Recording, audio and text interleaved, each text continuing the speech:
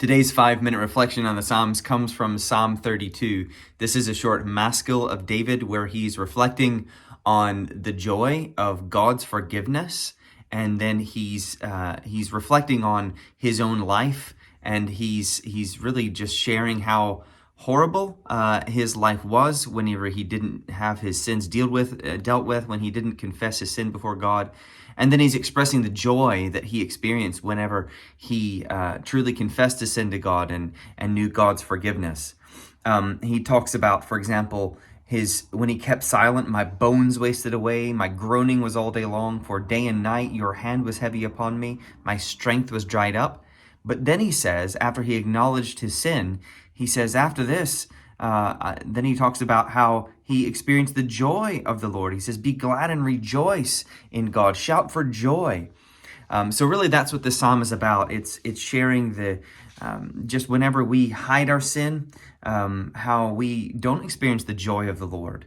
But yet when we confess our sins to God, it says, blessed is the one whose transgression is forgiven, whose sin is covered. Blessed is the man against whom the Lord counts no iniquity.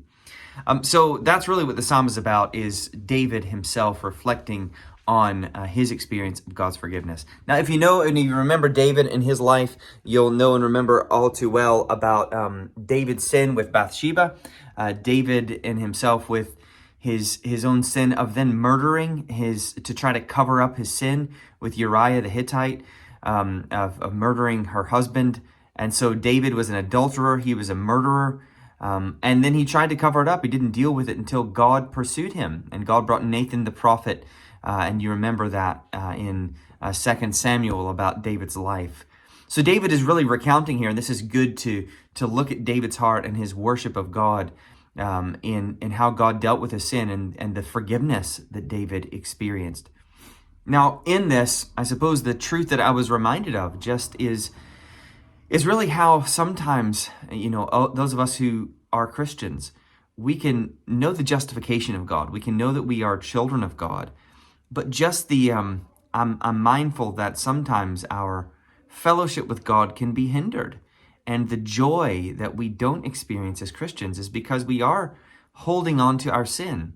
We might be saved, we might be justified before God, but having a right walk with God, as 1 John commands the Christian, it says, he who claims to be without sin, the truth is not in you. But it says in 1 John 1:9, if we confess our sins, he is faithful and just to forgive us our sins and cleanse us of all unrighteousness. So I guess I was reminded afresh of this truth of the actual physical affliction and the deep shame and guilt, and how that really just gets us down and depressed and just physically has an effect on us. And yet the lightness when God comes and forgives us and deals with our sins. So I was reminded again afresh of the necessity of continual confession, not through a priest or to anyone else, but to God himself, who alone can cover our sins. I suppose bringing this to a close, the last thing that I wanted to really do, I guess, how we can bring application from this, is looking at how we do need to do this. I need to go to God every day, confessing my sin to him and knowing his love and his forgiveness. But also, just as David here goes and he shares that having known the forgiveness of God, he's going to then go and instruct others in his way. He's going to share his story with other people.